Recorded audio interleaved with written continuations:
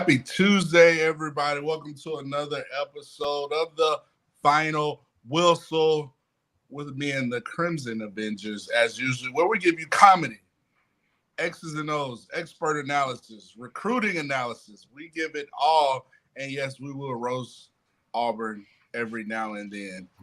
So hit that like, subscribe button, and let's go around the horn and welcome all the Avengers. To my immediate right, Men in Black himself, Mr. Roll Loose, our Final Whistle analyst. How are you doing, brother? You looking mighty sharp. You know, sometimes you just get off from work and come to your second job and you just love that even more. I'm ready to go, guys. We got an exciting show. I can't wait to get into it. Let's go. Let's go. And ladies and gentlemen, he's back from his dance-a-thon in all the nursing homes, senior citizens arena in South Georgia. Think he made a record $20,000 in cash in coins. A few dentures were thrown in there, I believe. Ladies and gentlemen, our recruiting analyst, our dancer of the year for the older ladies, Mr. Dan James. How are you, sir? Roll Tide, what's up, guys? Happy Tuesday. Happy Commitment Tuesday. Oh, yeah. We got a lot to talk about. Bama Nation is on a high, and this guy, the one and only keeper. How does it? You had it up earlier, Ty. I tried to get it, memorize it, but just know he's Blaze's Hayes' cousin, Mr. Around the Table Sports, ATS, the one and only Ty Hayes. How are you? Man, can't complain. Happy to be back. And it's Keeper of Blaze, Disappointer of Grandalf. That's what it is. Keeper of Blaze, Disappointer of Grandalf. I would have butchered that for sure. And ladies and gentlemen, back with another vibrant shirt. 2 weeks in a row. And he's got the goatee. Oh my goodness. The one and only Daniel Patty. How are you, sir? Glad to be. Man, what else can I say after that intro, man? Nothing more. I mean, they have a casting for Ron Jeremy at the massage parlor, so I like Lou. I showed up from work. I told y'all last week, man, it was a 2-for-1 special at the Lee County Massage Parlor. Last week it was the finish. This is the Auburn graduate. Because much like the Auburn graduate, these dinosaurs on their shirt, the love life becomes extinct after graduation. So this is the graduate this week.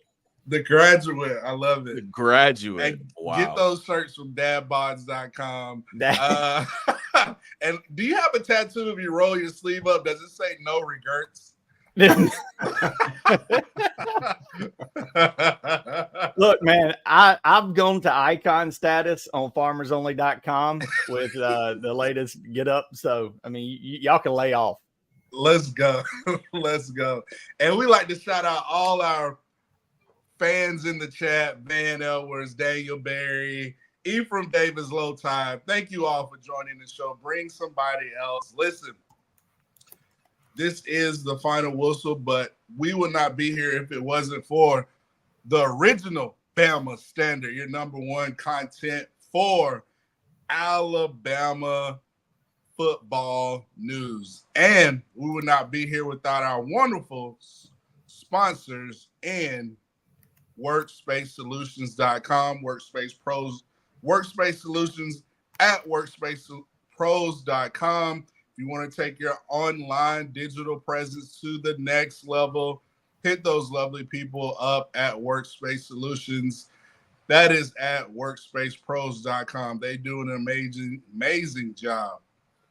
Guys, so let's kind of start with the biggest news. Ty, you raved about this guy. The biggest news today, Debo DeBoer strikes again. Courtney Morgan, we had a great conversation regarding those guys last week. Ty, you live in Texas, Oklahoma. You know all about, that part of the country. Talk about the impact of Keelon Robinson to Bama and will he make a push After Milroe leaves, will he push Ty Simpson, all that good stuff? But let's just talk about the player first in Keelon K. Russell to Alabama.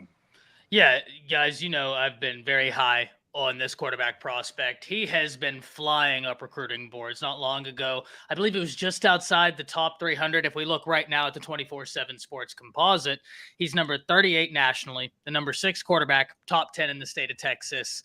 He's not done flying up the board. I expect him to do very well at Elite 11, and I'm going to tell you why. He inherited the job at Duncanville. For anybody that understands high school football, you know who Duncanville is. It's one of the hardest leagues in all of high school football, anywhere in the nation. Really, the only league I think you could argue over it is that Trinity League out in California.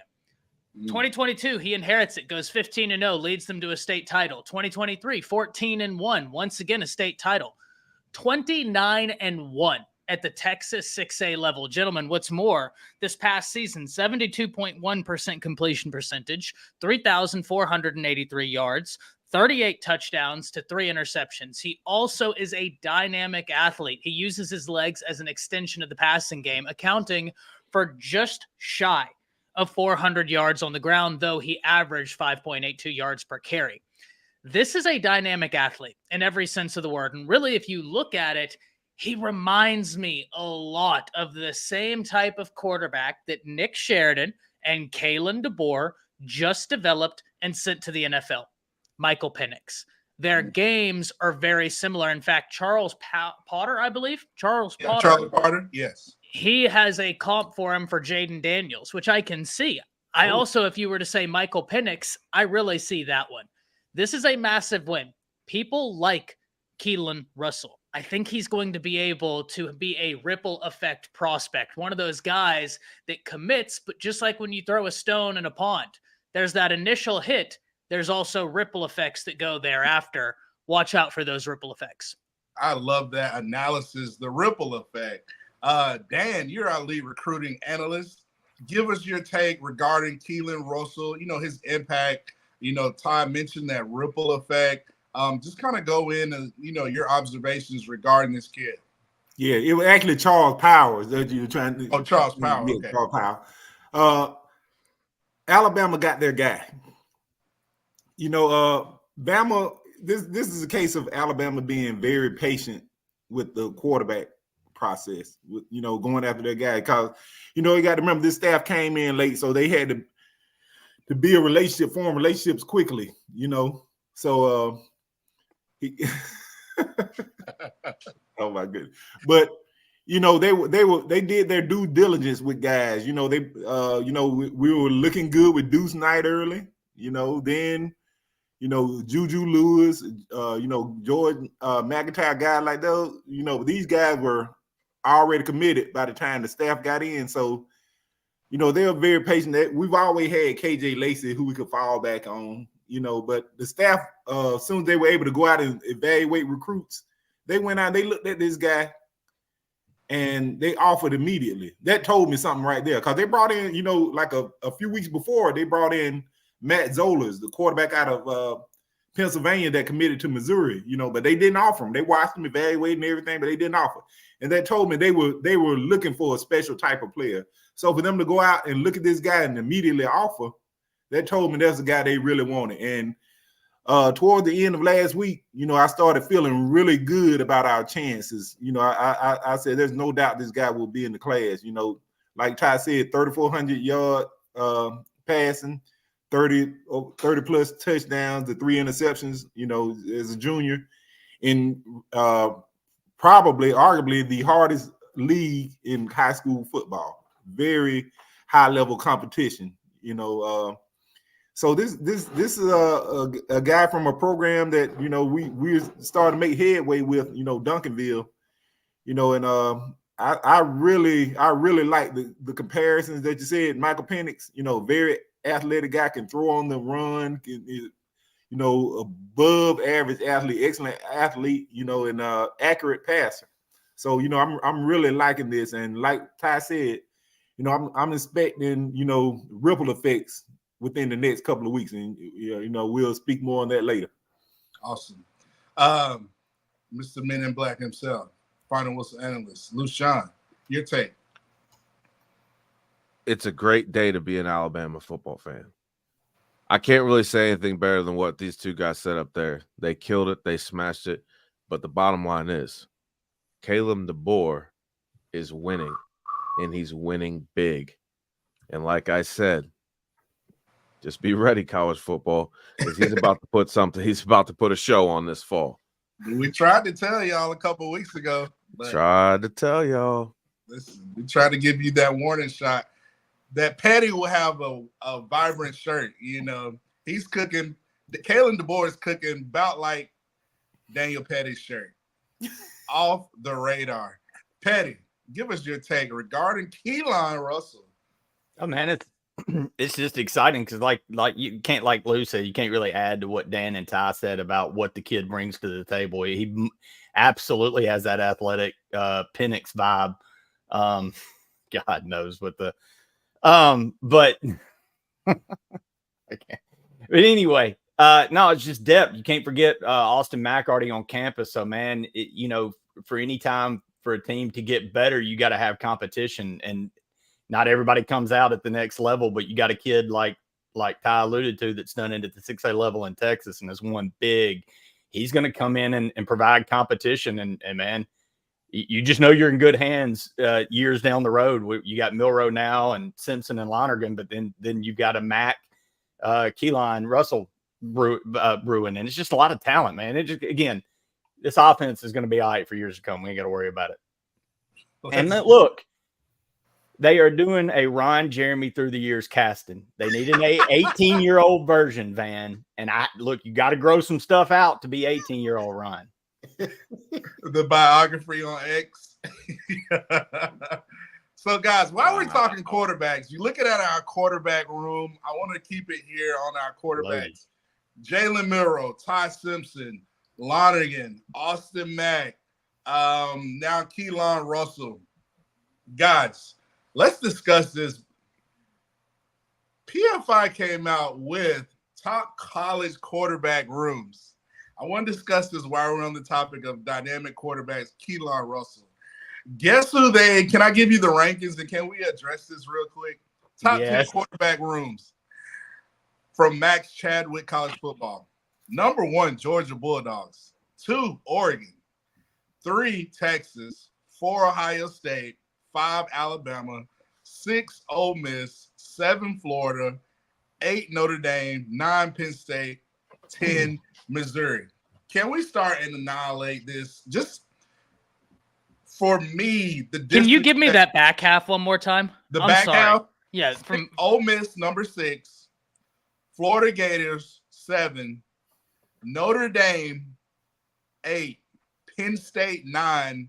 Missouri, 10. Top 10 quarterback rooms in college football right now. And Alabama is number 5. And Ohio State's number 4. Guys, Ty, I'm going to give the floor to you. I'm going to let you cook first. Give me your thoughts. Can we address this real quick? Oh, where do we start?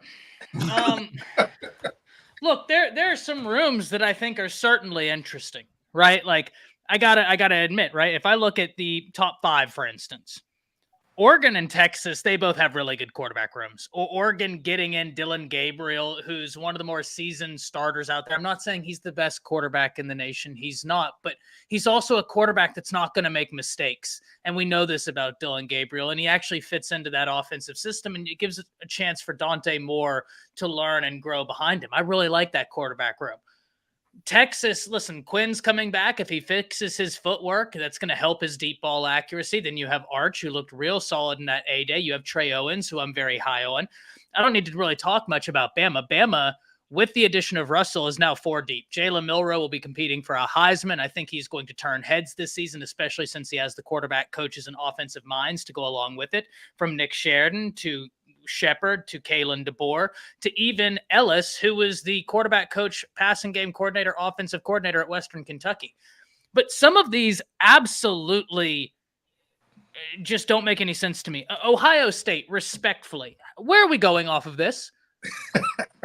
What in the world? Like, riddle me, and I get it. Maybe they have more depth, but Graham Mertz at Florida was better than any quarterback Ohio State had last year. And guess what? Not only do I think they would take Graham Mertz, they would take DJ Lagway today. So how in the world is Ohio State above one, Bama, and two, listen, how are they above Florida? That doesn't make much sense to me. Missouri has Brady Cook. I don't know what they have after that. Actually, didn't they just get Zollers? So Yeah. Penn State, how is Penn State ahead of Missouri? Penn State. How are they on the list? Yeah, Do they even have quarterbacks in Penn State? Who went to Can't even Penn throw State? over Did they 5 get yards. a transfer? And listen, I understand. Okay, I don't understand it, but at the same time, I do. I don't agree with it, but Carson Beck put up big numbers last year. He's one of those guys who, outside of the Alabama game, didn't look like he was going to be turnover prone. During the Alabama game, those Alabama defensive backs dropped 5 interceptions. Really, if we're being fair, I'll give you 4. They get in Jaden Rashada. I don't agree with it. But who's behind him? This is room, not league guy. And So they have a few guys behind him. But then they also get in Jaden Rashada, who's played a good bit for Arizona State before he got hurt, right? Like he was looking like he was going to be the guy there. Once again, I'm not saying I agree, but I don't understand how in the world Ohio State cracks the top 5. I don't know why Bama's not number 1, in my opinion, talent-wise. Jalen Milroe, Ty Simpson, Austin Mack, Dylan Lonergan, those 4 alone, in my opinion, but it is what it is. Anybody else got to say anything regarding this topic? Dan, Sean, Patty? Is Iowa on the list? Did you say Iowa? No. I saw someone say Iowa in the thing, and I'm like, what the hell? Did I miss that? Like, I'm about to throw it. Penn State's is bad. No. Did they get a transfer that I didn't know of? No. That's the worst one on the list. They suck at quarterback real bad. Yeah, I don't know how the hell they're on it. How could they be on the list and Tennessee not be? Tennessee now is declaring themselves a new QBU. Well, look, man, I think he's going to be good, but he's got to do it first. And then there's the depth. I mean, that dude's a freaking, freshman, sophomore? So, I mean, it's a depth thing. They're looking at the rooms across the board. If you're looking across the board, Alabama's one of the deepest in the country. I don't say, again, Yes. I'm absolutely making an argument for top 3. Hell, I'd make an argument for Ole Miss in the top 3 before I would Georgia, Ohio State. I mean, you got Walker Howard, Austin Simmons, the super freshman out of Florida, who's probably actually pushing Howard. And then they got a 4-star AJ Maddox, it looks really dang good. Penn State's the one that blows my mind, though. I don't understand. For sure. Ohio State's the one, Penn State as well, but Ohio State's in the top 5. So that's really blowing my mind. Yeah. Again, just putting more pressure on Day. He better win it all this year. You mean Ryan Payday? You like that one? Lushan, I see you over there contemplating. I mean, this list is interesting. I'd be interested to see what their record is week 4 after, these top quarterbacks, because I'm only seeing a few proven ones here. I mean, who's at Notre Dame? I mean, I don't even need to get into Ohio State. I don't even need to get who? Tyler Buckner. He's a wide receiver. He's a wide receiver now. But I mean, like, realistically, didn't their quarterback that was like 30 last year go to the draft? And then Riley Leonard transferred and he got hurt. So why are they up there? I don't know. It's off season. This list makes no sense. I know. It doesn't. I guess they're giving Georgia. Is Georgia's going to have half their quarterback room eligible? I mean, it's a long summer. They got a lot of highways down there. A lot of highways to drive in Georgia. Nice, Lou. A lot of convenience stores, gas station stops to get beverages as you drive. So, guys, let's stay on Keelon Russell. You mentioned ripple effect. Before we table this topic, go to our next one. Possibly, was it Decorian Moore? Could he be, the top receiver? Russell said he's possibly looking at guys who he wants to recruit. I'm quite sure he's going to go after some top receivers. Dan, Ty, I mean, what do you think possibilities, ripple effect that this impact of Keelon Russell can have? Well, I think us adding Keelon will definitely at the least get us a visit from Decorian Moore. You know, then we'll have to go from there. We're playing we're behind the 8 ball. We're playing catch up with that. But it may do have a better effect going into next year's recruiting class as far as receivers, because you know we zeroed in, we locked in on like 4 or 5 targets. You know, we got Latzia Brooks, and we're only looking to take you know, probably 2 more. Yeah. So and we out of 4 guys that we kind of zeroed it in on. So it all depends what happens in the next few weeks, because the wide receiver room is going to fill up quickly, and we're going to be done with that. I'm willing to say it's a hard number. It's 3 as far as receivers, and Latzia Brooks is one of them. So we're down to 2 more. We have 2 more spots, so it's going to be first come first serve. You know, we got Caleb Cunningham coming in. We have the what's the receiver from Bishop Gorman, Derek Meadows. You know, so you know, we get 1 or 2 of those guys, then it's going to really be that last spot is really we're going to be probably pick and choose. You know, and we still got summer camp going on, so we want to you want to leave a spot open for a camp performer.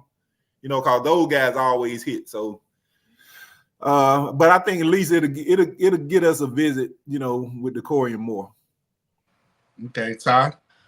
Yeah, listen, Decorian Moore is going to be an uphill battle. He has a top 3 of Texas, Oregon, Ohio State. I don't need to fill y'all in on, and Lushan, I know this is going to hurt to hear, but trying to recruit receivers against Brian Hartline, that sucks, right? Like, that guy is an ace recruiter. I don't like it. I pray every day that he gets an offensive coordinator job somewhere else that doesn't have that brand, so that he can get up out of Ohio State.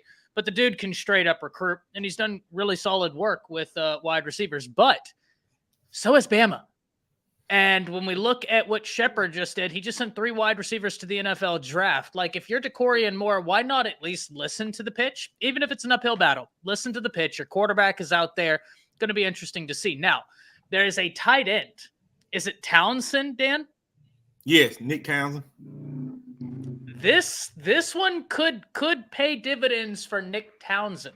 I completely agree with what Dan says, that 26 could be the year. But also, listen, Caleb Cunningham coming off of a visit to Auburn where, you know, you're hearing really positive things. You're hearing really positive things from Caleb Cunningham talking about his experience there. But now Alabama gets to say, hey, we just got one of the top quarterbacks in this class. Maybe that causes him to revisit Alabama. I like it. I'm quite sure the positive reviews from one of the parlors down there on the plains. Guys, let's shift gears from on the field to on the court. Dan, you're our basketball guru, you and Petty. Mark Sears coming back was big news. Jarin Stevenson was coming back for the first time.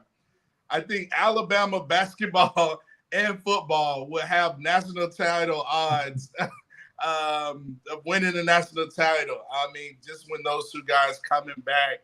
Dan, you're our basketball analyst. Petty, I'll lay it up to you. No pun intended. Dan, we'll start with you first. Can you talk about this impact and, you know, Alabama being, you know, having national title odds for basketball as well as football? Yes, I think Mark Sears returning made Alabama the outright favorite to win it all next year. Totally loaded roster. Guys, you know, Nate Oats, he's going to have a good problem.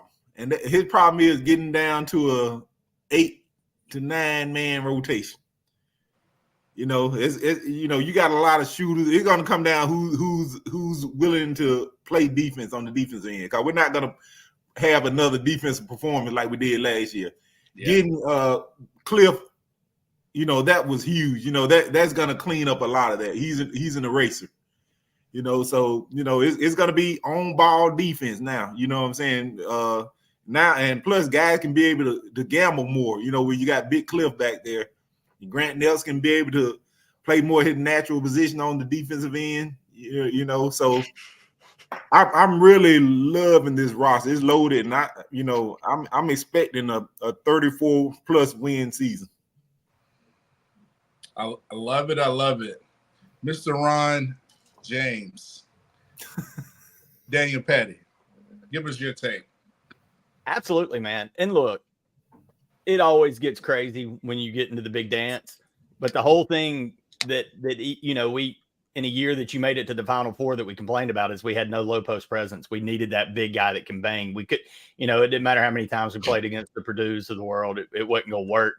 And you bring in those two guys. Well, you were like, well, we're losing Sears, so we're going to have to work around it. It's going to look a little different. No, now you bring back almost the exact same team with the addition of the two big men, the transfer and the 5-star freshman. And yeah, man, this is absolutely a team that can take it to the house. The way that Oats is scheduled with all, scheduling such tough opponents early in the season has hardened these teams for later runs. And so I don't think what we've seen is a fluke. It's just, I know that's hard to believe. We feel like we get one run, and it's not football, it's basketball. But no, man, this is a team that's here for the long haul, and I absolutely believe it's a team that's going to be maybe a national title favorite. And something we're not used to is being when the preseason favorite over Kentucky in the SEC. I mean, we're absolutely going to be the favorite to win it, the SEC again next year. And man, this team can absolutely win it all. I'm excited about it in basketball. I'm excited too. So excited, I'm ready to work out. And when I work out, I need a towel to wipe the sweat off of my brow. Ladies and gentlemen, go to Title Towel. Go to get you a Title Towel for this football season at wetwillsports.com. Get you a Title Towel for when the Crimson Tide rolls in basketball as well as football for those national championships.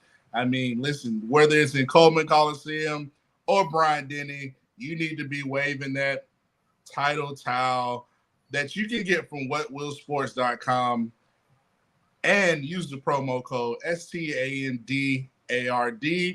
That's wetwillsports.com, STANDARD. Listen, I had another segue. I was going to talk about basketballs, sweaty, towels, wiping, but I decided to go another way. So, guys, let's get back to football. Shouts out to Nate Oats. He's doing his thing. Guys, let's dive into this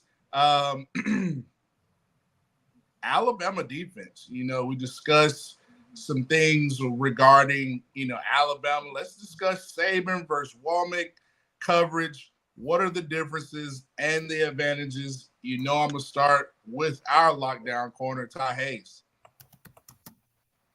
Yeah, this is a fascinating conversation. Shout out J-Mare in the chat, someone who I've been making some content with, actually played Division I Power 5 football, was a safety at the University of Washington.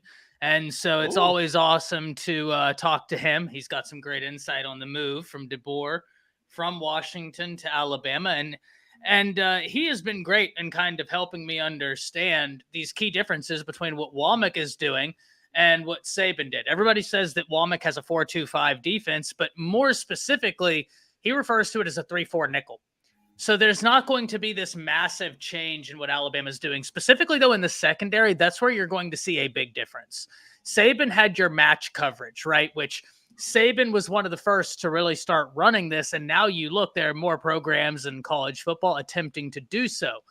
Wommack isn't going to do your match coverage. Wommack is going to do your vision and read coverage. And that right there, I think, is going to lend itself to being a bit simpler on the secondary. One of the things we talked about ad nauseum with the Nick Saban coverage is that it was almost like a flight checklist, right? If you're a pilot, you go to take off. You got to start a checklist of all the things that have to be right before you settle in and do your job. Well, Wommack's coverage isn't like that. It's going to allow these defensive backs to be a bit more reactive.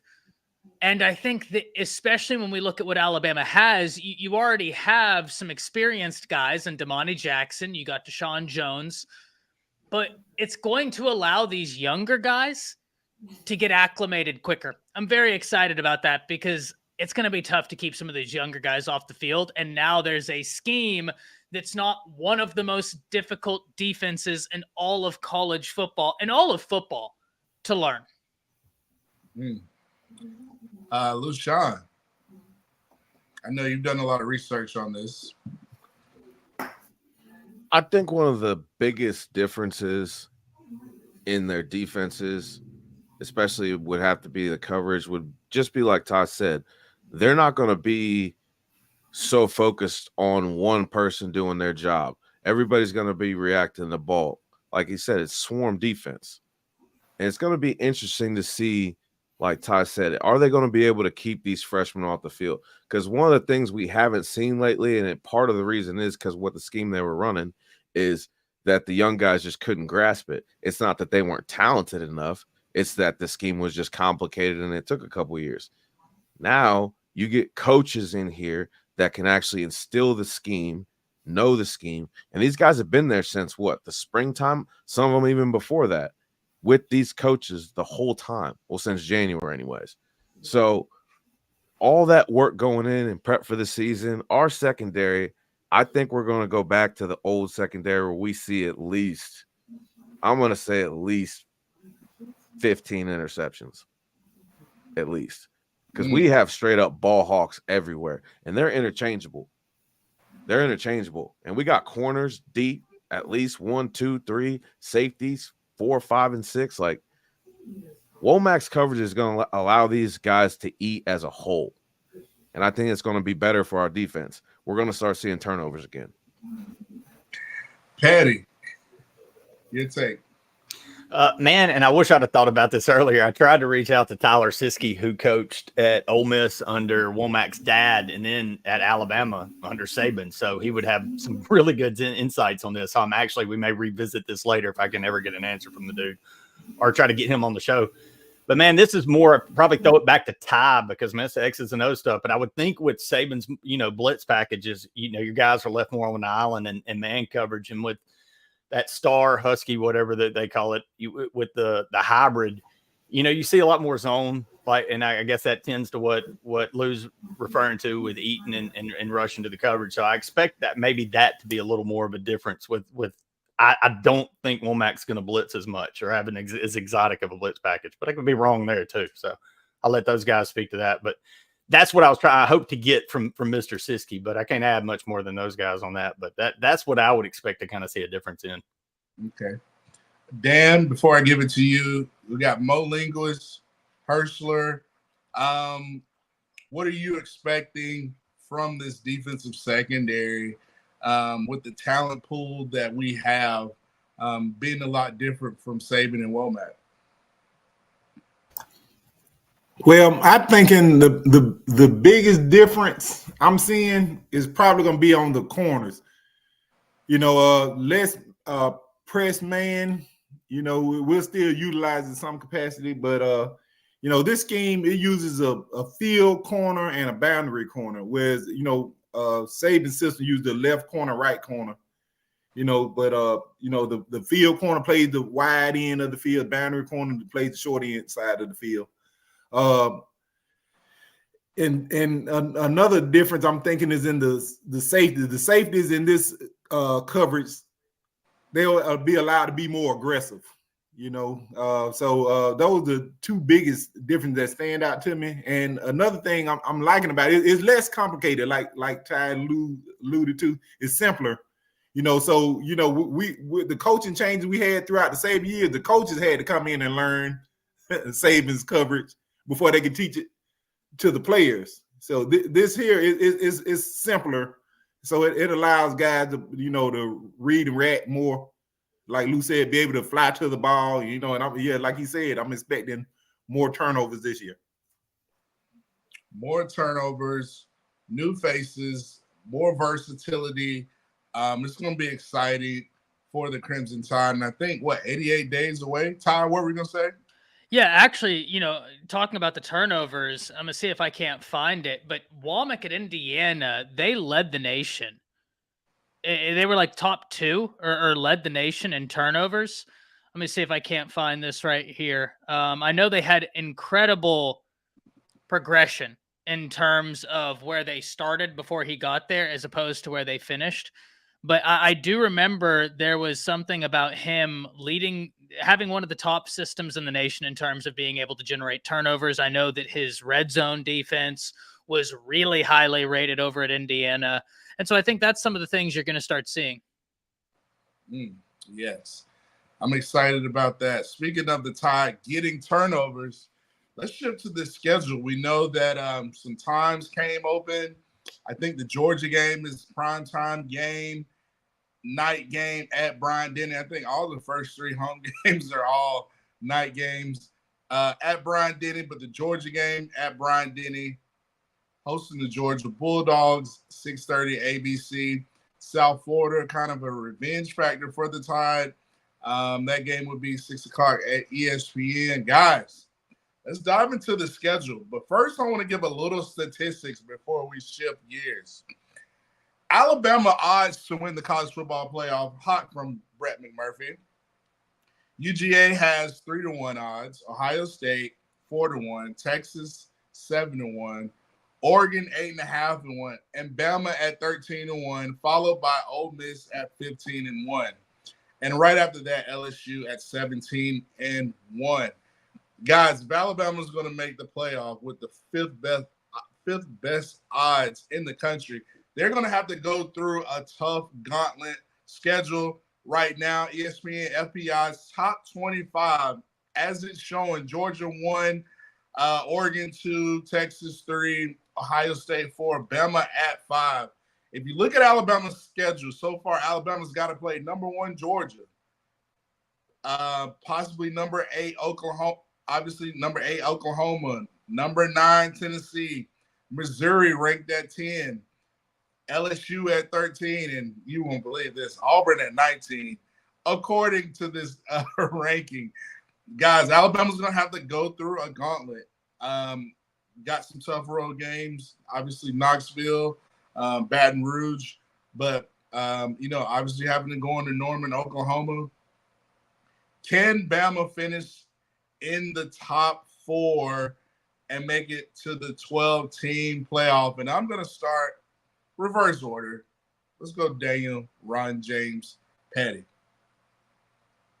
Yeah, absolutely. I think my question is Texas. I know they've got the talent, but coming into the SEC, yeah, it looks good when you haven't had to play the rigors of an SEC schedule. And I think they'll win some of the big games, but I think they're going to learn, like most SEC teams, they're going to get popped in one they're not expecting from one of the mid-major SEC teams. I think we're going to see a rematch in the SEC title in Atlanta between either Georgia and Bama or Ole Miss. I think one of those two, who can ever run the gauntlet between Bama and Ole Miss. And I think Bama's got the leg up right now. I like their schedule. Ole Miss is still in I get all the expectations, but prove it to me mode. Bama's absolutely got the talent. DeBoer's going to win. I know that people are expecting the drop off, but yeah, I mean, like you said, it's UGA, Tennessee, LSU, Oklahoma, Mizzou. You win 3 of those 5, you're in the playoffs. And I think you're playing Georgia again in Atlanta. Speaking of the 12-team playoff, I think what people are losing sight of, you're looking at the SEC. The SEC has 1, 2, 3, 4, 5, 6, 7, 8 teams in the top 20. A lot of those Cinderella teams aren't going to be getting in because of the strength of schedule of the SEC. So I think Alabama, if they get in the top 4, they'll be fine. But I think the SEC this year, I'm guessing maybe 5 teams possibly, maybe 3 or 4 from the Big Ten. So it's going to be interesting to see. But like Petty said, if Alabama handles business, they will get in the playoffs. So let's go to Ty Hayes. He's our all-around the table guy. Ty, give us your take. Yeah, there are some interesting games on the schedule for Alabama. I've let it be known, and I'm definitely, it's one of those things where you might see me at the end of the year having to put on a clown nose and everything when it comes to LSU, because I just don't know how much I believe in LSU. They replaced the Heisman Trophy winner. They didn't have a run game last year. And if you're saying, well, yes, Ty, they did. They rushed for X amount of yards. How many of those came because of Jaden Daniels? The vast majority. John Emery's in the transfer portal. Now, they do get Caden Durham, running back from Duncanville, and an absolute speedster. Guys, I think he ran like a 10-3 something 100-meter dash. This guy, you give him an inch and he's gone. But they have to replace two fantastic wide receivers. And if you're asking me to rank my worries for LSU, that would be at the bottom because it's LSU. They always have good wide receivers. But that defense was awful last year. Let's call it what it was. It was awful. Now, do I love the moves they've made? Sure. You bring back Corey Raymond. You get Bo Davis. I mean, they have made some great hires. But do I think that they're going to go from like bottom 30 defenses in college football to a top 20 defense in college football? Absolutely not. They struck out on Barrow. They struck out on Dominic Williams. They need help along that defensive line. Mason Smith is in the NFL. They have got to have help there. So I don't look at LSU and think like, oh man, this is an LSU team you really have to watch out for. Though, like I said, you might see me at the end of the year looking real stupid, but I just don't, right? Like I think LSU is being one of the more overhyped teams in the SEC right now. When we look at Alabama, gentlemen, Alabama still has the most 5 stars on roster at 15. Georgia's second. They still have an immense amount of talent. Pro Football Focus just put something out saying the top 10 interior offensive linemen in the nation, only 7 of them on that list weren't in Crimson. Caden Proctor, Parker Brailsford, Jaden Roberts, all making the top 10. Caden Proctor, I apologize. Jaden Roberts, Tyler Booker, Parker Brailsford, Caden Proctor coming back where I was going. I think he's going to be in for a much improved season. 4 of your 5 positions on the offensive line settled. You look at the running back room. Alabama has an incredible running back room. The defensive line, I think that Kane Wommack is going to be rotating defensive line, and you have got a lot of talent up there. So Georgia is a game that I have continued to circle. Georgia's talented. They're very, very well coached. And I don't think I'd feel comfortable in just guaranteeing you an Alabama win. But what I do think is that Alabama schematically under Kalen DeBoer will be able to do things that can present problems for Kirby's defense. Now, how do they deal with Kirby's defense? That remains to be seen. But from an X's and O's standpoint, I'm really looking forward to that game. I mean, maybe more so than any game in college football next year. I think that that's going to give us fireworks. Even if it's a low-scoring game, you're going to hear someone like me after it being like, oh, that was fantastic. You had 2 masterminds battling it out. I can't wait for that one. Alabama. Man, before you go on that, I think it's the most intriguing game in college football. Take this panel away and all the crimson or whatever, but you've got what Alabama's been the dynasty of college football. And let's be real, but the last 3 years, Georgia hasn't lost a regular season game. They have been the it program. Yeah. And now there's been a change into the guard. I think it's going to be, is Georgia's now the superpower litmus test versus, or is Alabama still the real deal? I think that's the most intriguing game in college football next year, Georgia, Alabama. I couldn't agree more. From a storyline perspective, you're 1,000% right. And of course, we all love the storylines, but also, Petty, from an X's and O's standpoint. Mm-hmm. I mean, you're talking about Kirby's defense, which in many ways is Saban's defense, against this hyper-creative DeBoer offense led by a dual-threat quarterback. And one of the things we know is mobile quarterbacks would give Saban defenses problems, but what else? If you had an offensive system that could stretch the field, that's how you can give Kirby problems. Alabama can do that. Jalen Milroe was second in the nation, only behind Jaden Daniels. Now he has got a lot better unit all around him. So in terms of coaching, that's going to be interesting. I look at Oklahoma, and that might be a sleeper game. Oklahoma returns the most amount of talent on their defense than any team in the SEC. And it's year 3 under Brent Venables. Everywhere you look, when he gets in year 3, you see a massive jump forward. So what their defense is going to look like, I'm very intrigued. I think Alabama will take that game. I do. If you ask me right now, I would pick Alabama. But I would also say do not overlook the Sooners. They've got some real key talent on that offense. That wide receiver room is fantastic. Jackson Arnold, very talented, former 5-star quarterback. I had the luxury of watching him in high school because he played a hop, skip, and a jump from where I sit. I know Ephraim asked about Arkansas. Arkansas is going to be competing for Pittman's job. right? Like that guy is 1 foot out the door. The Aggies, I like the coaching hire they made, but damn it, I've just got to see it from the Aggies, right? Like they're talented, sure, but they haven't put it all together in years. And then there's Auburn. If Auburn can beat New Mexico State University, maybe we'll have a conversation. But until that point, listen, I just think that, and in all seriousness, Hugh Freeze is a heck of a coach. They got Cam Coleman is going to be an incredible football player.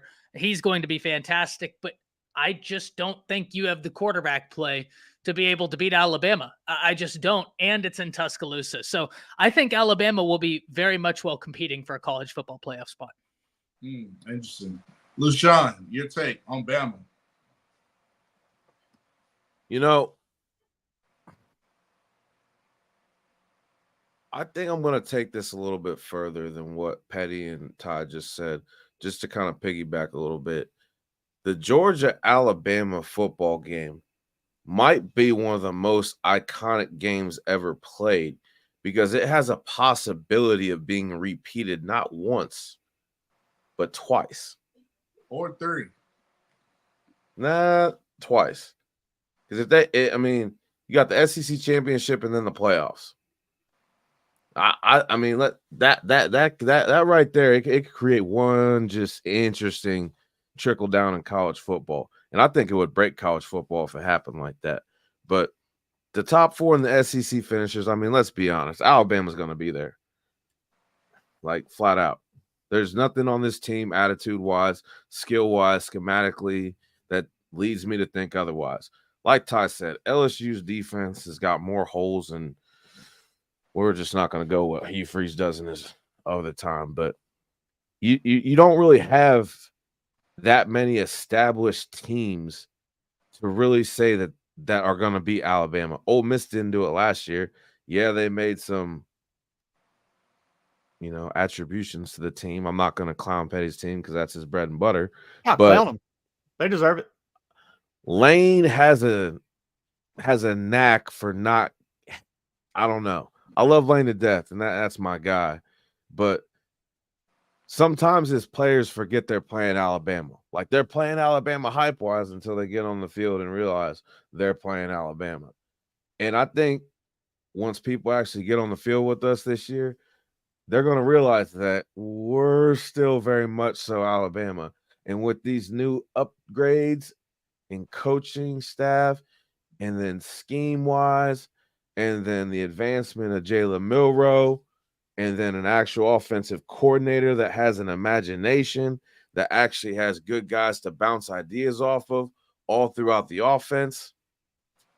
I mean, we're going to be a handful. And that's not just me being a homer. That's just me telling you how it is when you look at numbers and the actual talent that is now all on campus. Because we got the whole team on campus now. Like Ryan Williams is on campus, ladies and gentlemen. I don't know if you heard that, and he's working with the crew. You get all that into one team under a man who just doesn't fail, no matter what is thrown at him. He has a way to just relate to these kids, to just bring a performance that's just unlike anywhere else. And then on top of that, he goes from having 2 5-stars last year to 15. And a whole bunch of 4-stars and a whole bunch of coaching staff that wants nothing but these guys to succeed. Guys, yeah. Top SEC finisher. We're winning the SEC and we're winning the Natty. That's what I got to say about that. So let's break this down numbers-wise. I think the SEC, I mentioned earlier, I think the SEC gets 5 teams possibly in. Let's give me your top 5 teams the SEC gets in the playoff. I got Georgia, Bama. Well, let's stick with 4. Georgia, Bama, Ole Miss. I'll go Texas. Then possibly Oklahoma. Ty. I'll go 4 because I think Oklahoma is going to surprise people. Okay. but I don't have them playoffs year one in the SEC. And the ultimate reason why is while they return the most amount, this is what I consider a fascinating paradox with the Sooners. Even though I think that the offense is going to be good, they return the least amount of talent in the SEC on the offense, yet they return the most amount of talent in the SEC on the defense. So that's going to be fascinating to watch. I have 4. Bama, Georgia, Texas, Ole Miss. I see Smoking Bud say LSU. Smoking, you might have to be the first to hold me accountable. LSU as a team that moves the needle for me when they have to replace Jaden Daniels, who was the passing game, was the running game, 2 wide receivers. They lost their best defensive lineman. They still haven't figured out what to do with Harold Perkins. Their secondary wasn't good last year. And they struck out in the transfer portal on some of the key defensive line acquisitions they were going after. I just don't think that LSU's defense is going to be good enough for them to be able to be a vaunted LSU or SEC team. Could be wrong. And I will wear a clown outfit if I'm wrong. Hold me to it. I like that. LaShawn, your 4 SEC teams. Give me Bama, Georgia, Ole Miss, and Missouri because I hate the color orange. Daniel James, 4 teams start. All right, I'm gonna give you 4 teams. I got Auburn, Vandy, Florida, Mississippi State. The first 4 out. Wait, are those the teams getting relegated? Those are the first 4 out. All right, give me Bama, Georgia, Ole Miss, and Texas. I like it. Mr. Patty. Man, I'm going with the same 4 as most of the guys: Bama, Georgia, Ole Miss, and Texas. But I do think there's going to be a 5th, and if I'm going to go a different direction. I think Tennessee is going to be the one that sneaks in at the 5th spot.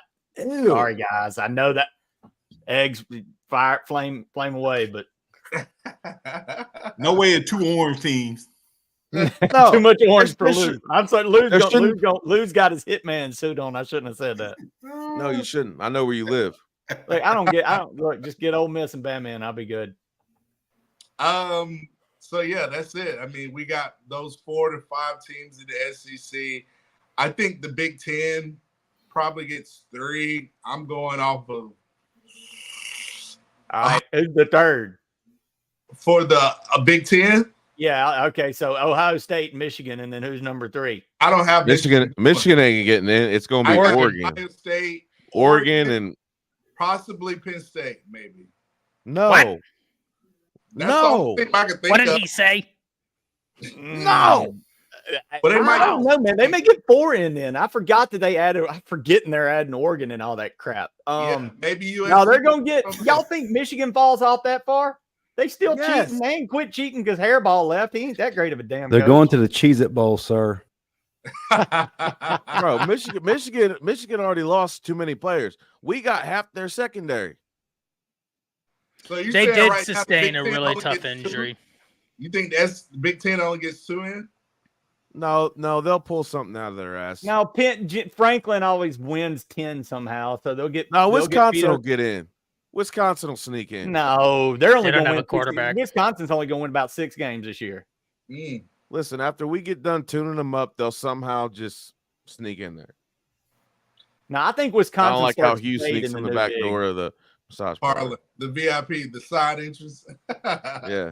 What about the ACC, guys? What about the ACC? You think the ACC gets 2 teams? 1? Who? The what?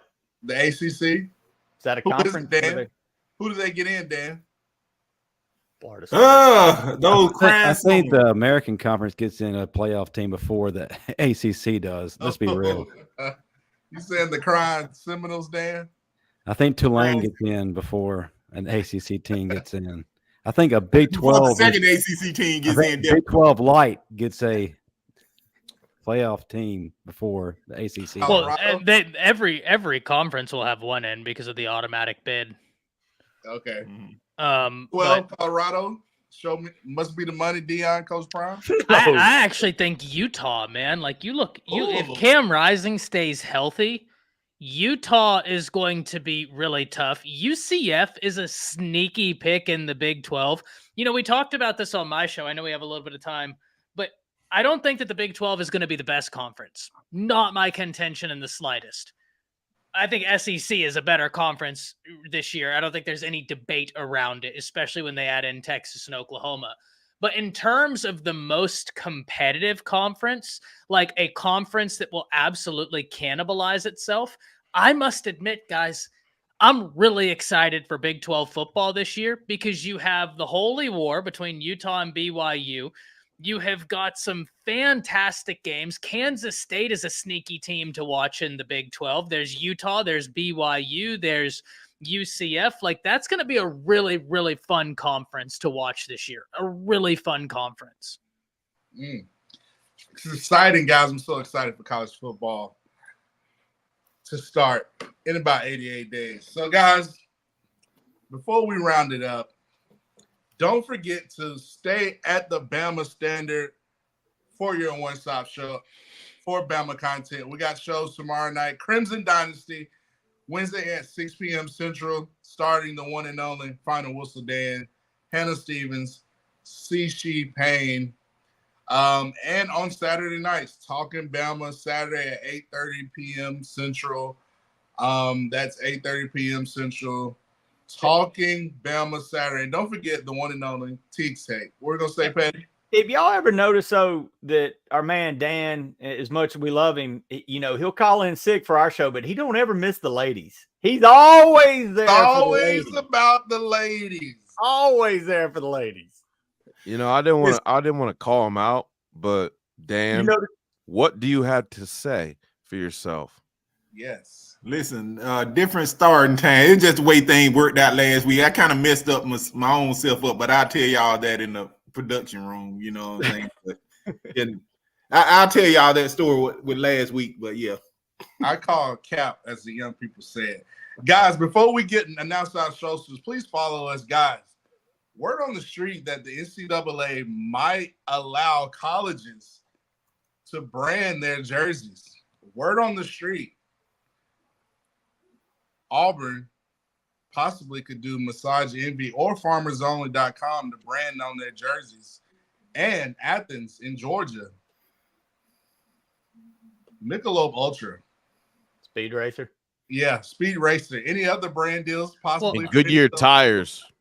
Goodyear, that's a good one. I don't see. Here's the only thing. I don't think that either of those, as much as I think that they would fit at Auburn, you have to, in business, you have to have the viability, right? Like, people have to have eyes on that brand, and that's where I just don't think that they're going to be willing to go to Auburn for that, right? I just don't think that you have the eyes on it. Wait.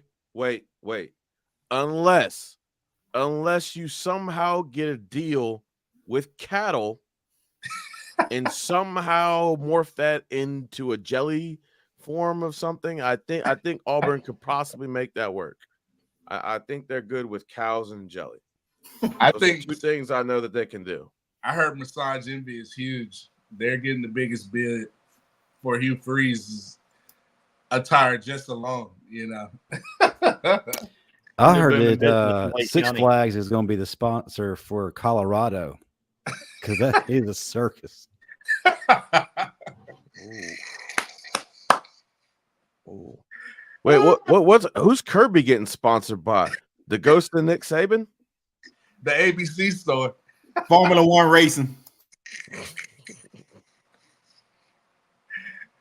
Alexander Shinar. If you got a speeding ticket, call Alexander Shinar. Ty, you might want to go get your license and head to Georgia because you might make a killing. Yeah, you know what? I think I missed my calling, guys. Right. Defense attorney getting paid in Georgia. Oh, man. But listen, just like getting paid, get paid and come to the Final Whistle every Tuesday night. Follow this amazing group of cats. You can find me at MCadell11 on Twitter.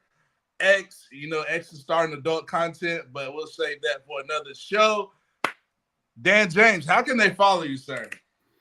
Follow me right here on this very channel every Tuesday and Wednesday. Tuesday right here, the final whistle. Wednesday nights, the Crimson Dynasty with She Payne and Hannah Stevens. You can catch me on X at the final whistle Dan.